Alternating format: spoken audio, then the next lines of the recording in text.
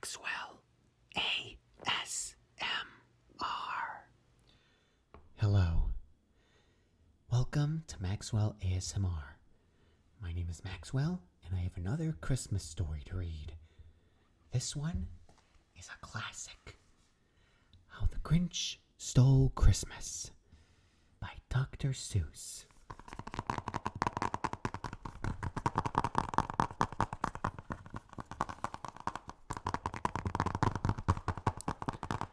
I love this book as well as the cartoon and the movie starring Jim Carrey. Let us begin.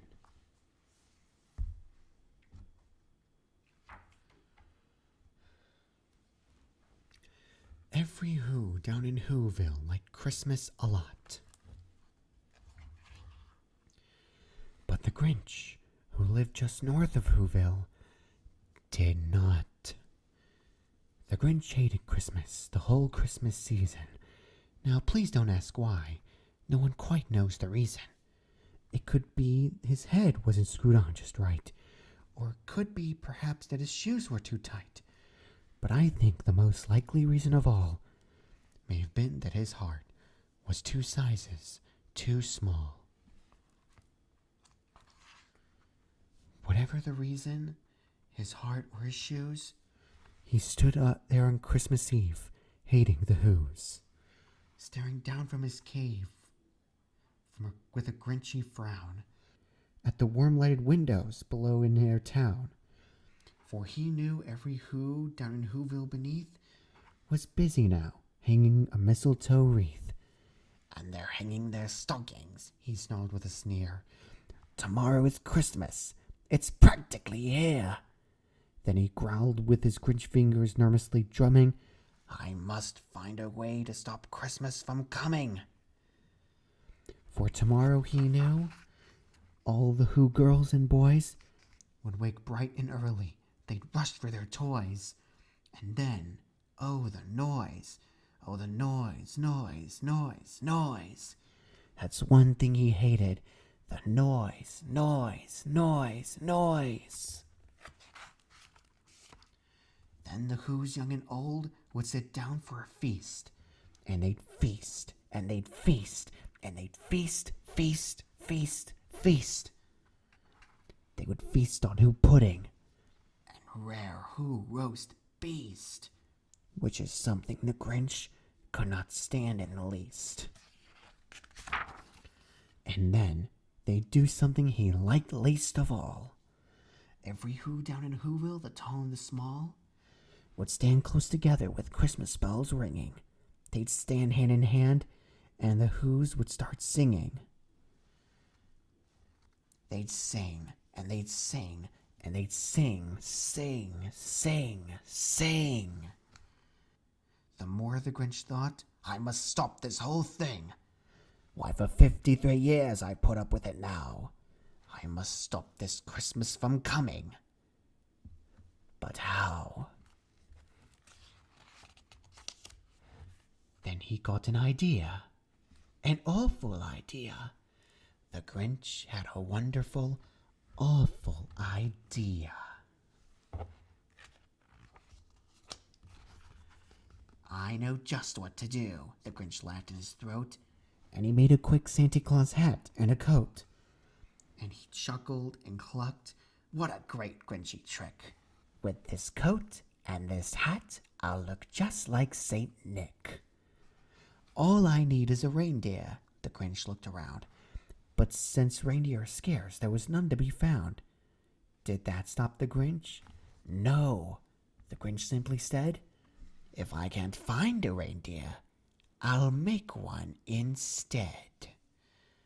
So he called his dog Max, and he took some red thread, and he tied a big horn on the top of his head. Then he loaded some bags and some empty old sacks on his ramshackle sleigh, and he hitched up old Max. Then the Grinch said, "Get up!" and the sleigh started down toward the homes where the Whos lay a snooze in their town. All their windows were dark. Quiet snows filled the air. All their who's were all dreaming sweet dreams without care. When he came to the first little house on the square, "This is stop number 1, the old Grinchy Claus hissed.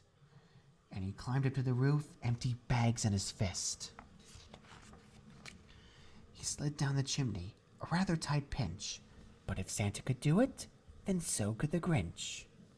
He got stuck only once, for a moment or two. Then he stuck his head out of the fireplace flue. With the little whose stockings all hung in a row.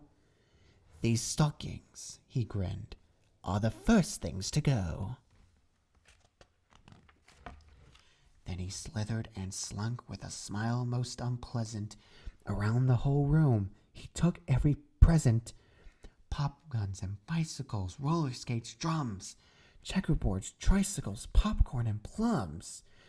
And he stuffed them in bags that the Grinch very nimbly stuffed all the bags one by one up the chimney. Then he slunk to the icebox. He took the Who's feast. He took the Who pudding. He took the roast beast. He cleaned out that icebox as quick as a flash. Why, that Grinch even took the last can of Who hash. And he stuffed all the food up the chimney with glee.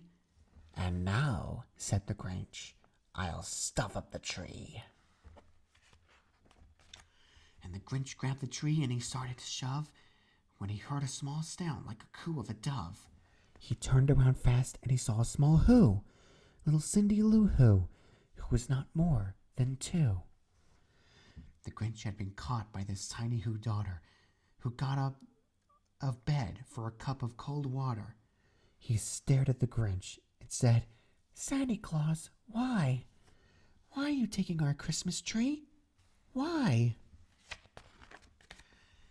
But you know that old Grinch was so smart and so slick. He thought up a lie, and he thought it up quick.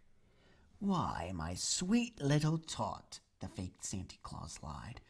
"There's a light on this tree that won't light on one side, so I'm taking it home to my workshop, my dear.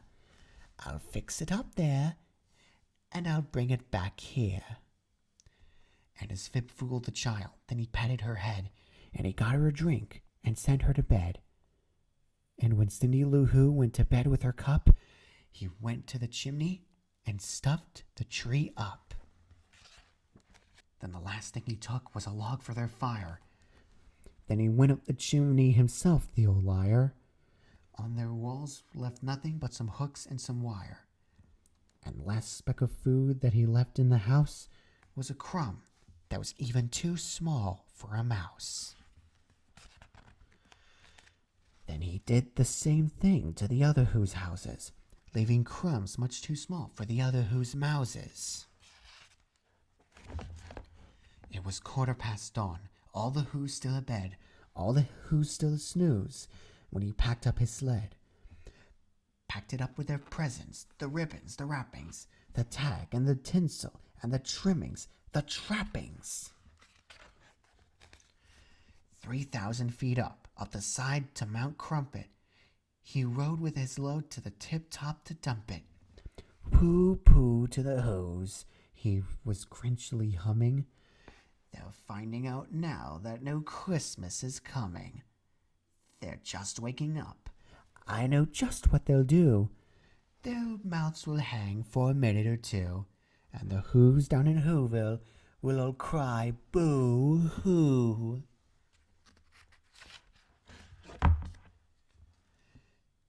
"That's a noise," grinned the Grinch, "that I simply must hear."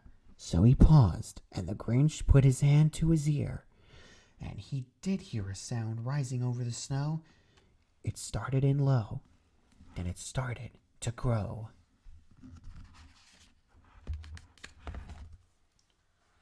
But this sound wasn't sad. Why, this sounded merry. It couldn't be so, but it was merry. Very. He stared down in Whoville. The Grinch popped his eyes. Then he shook. What he saw was a shocking surprise.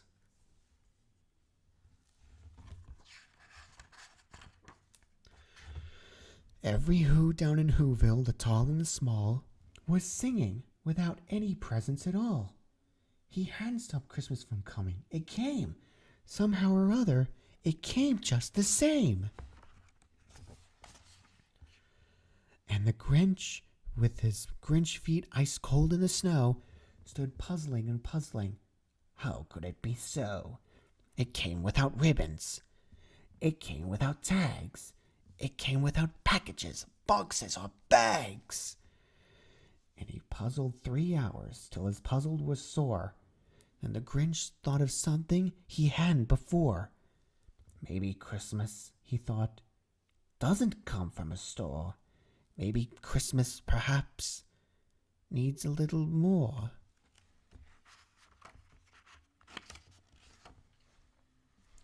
And what happened then? Well, in Whoville they say that the Grinch's small heart grew 3 sizes that day. And the minute his heart didn't feel so tight, he whizzed his load through the bright morning light and brought back the toys, all the food for the feast. And he himself, the Grinch, carved the roast beast. And that was how the Grinch stole Christmas. I hope you enjoyed listening to it as much as I did reading to you. I have one more story in the works for this holiday season, and I hope you all stay tuned for that. Oh, and a little Christmas role play around the corner. Thank you for listening. Have a good day, have a good night, but most of all, have a happy holiday. Good night.